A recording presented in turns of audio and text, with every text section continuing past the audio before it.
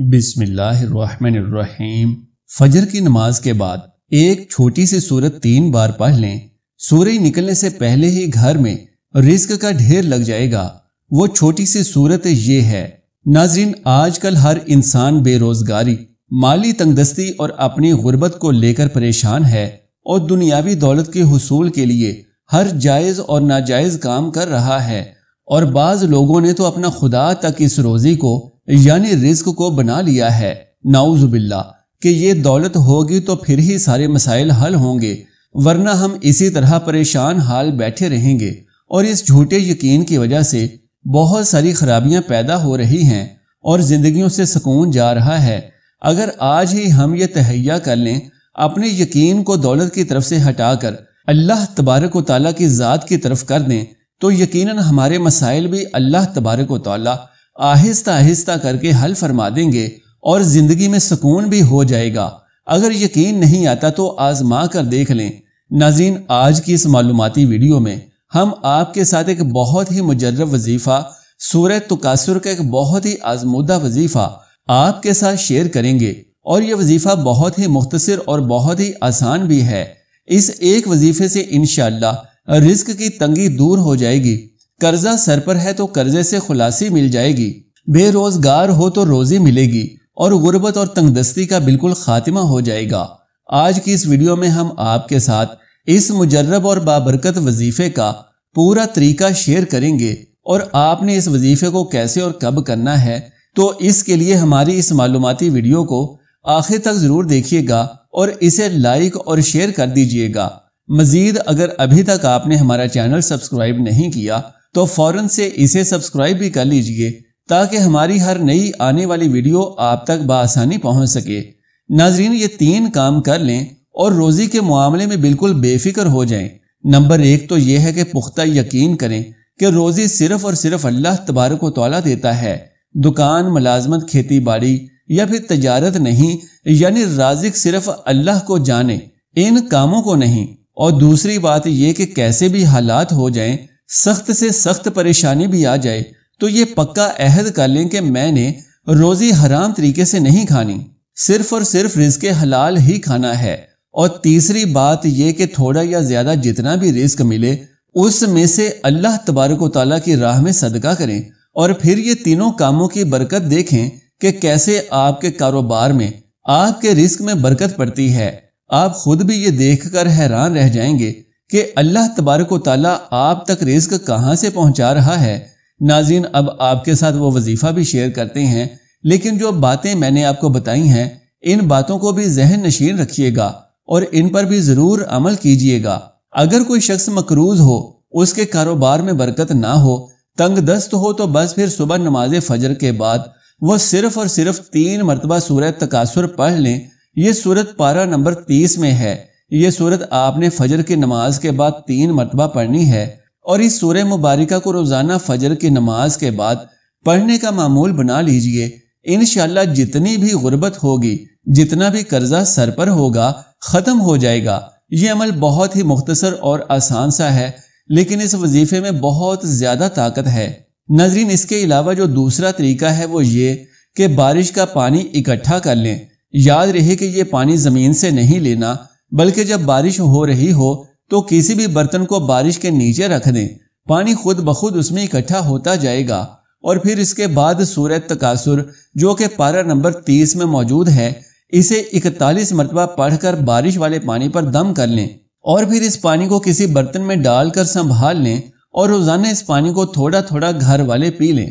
اور اگر اس پانی میں تھوڑا سا آب زمزم بھی شامل کر لیں تو اس پانی کی طاقت اور تاثیر اور بھی بڑھ جائے گی۔ اگر پانی کم ہونے لگے تو مزید پانی ڈال لیں۔ اس پاک پانی کی برکت سے اللہ تبارک و تعالیٰ آپ کے گھر سے رنج و مصیبت، پریشانیاں، بے برکتی، بے سکونی اور غربت کو ختم کر دیں گے۔ اور یاد رہے کہ اس عمل کی برکت سے پڑھنے والے کو جو بھی بیماریاں ہوں گی، اللہ تبارک و تعالیٰ انہیں بھی ختم کر دیں گے۔ اور یاد رہے کہ جو لوگ پہلے سے ہی بیمار ہیں تو اس عمل کی برکت سے ان کی بیماری وہیں ختم ہو جائے گی۔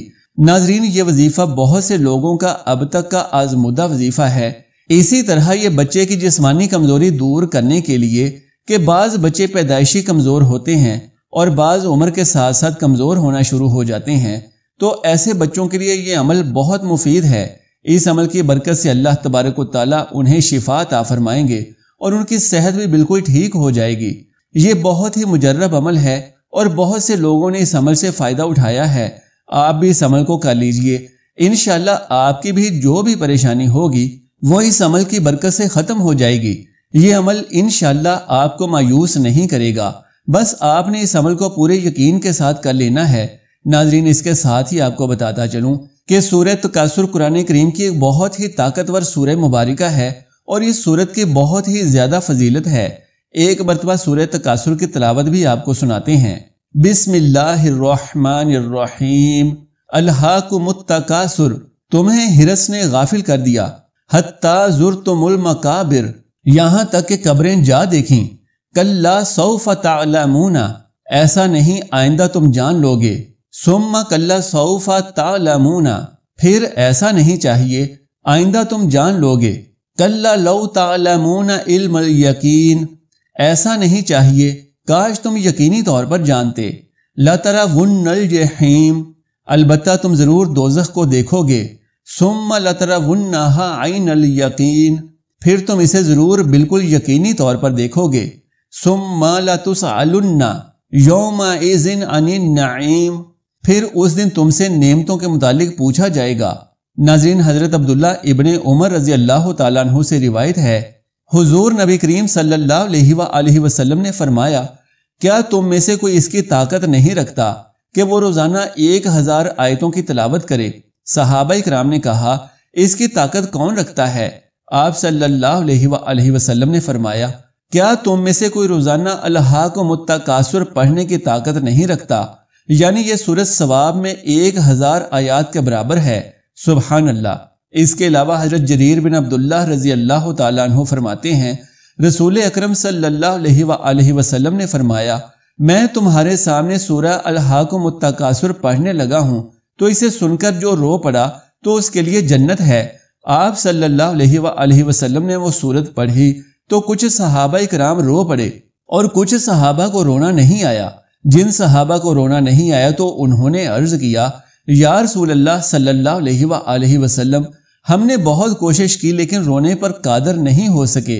حضور صلی اللہ علیہ وآلہ وسلم نے فرمایا، میں دوبارہ تمہارے سامنے وہ سورت پڑھتا ہوں تو جو رو پڑا اس کے لیے جنت ہے، اور جسے رونا نہ آئے وہ رونے جیسی سورت بنا لے۔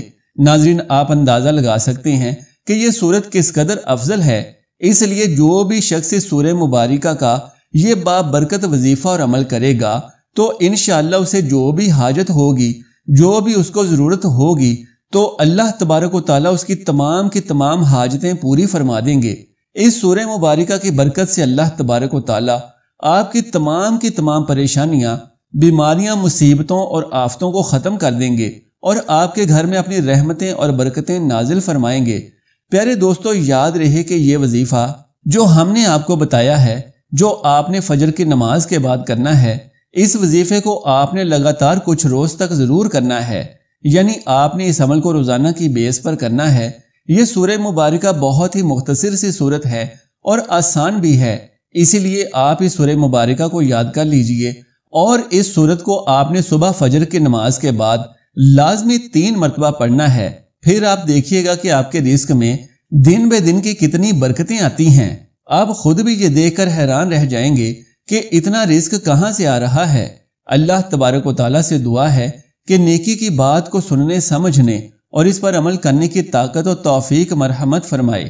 میرا سنانا اور آپ کا سننا قبول و منظور فرمائے، آمین یا رب العالمین۔ جزاک اللہ خیرا کثیرا۔ اللہ ہم سب کا حامی و ناصر ہو۔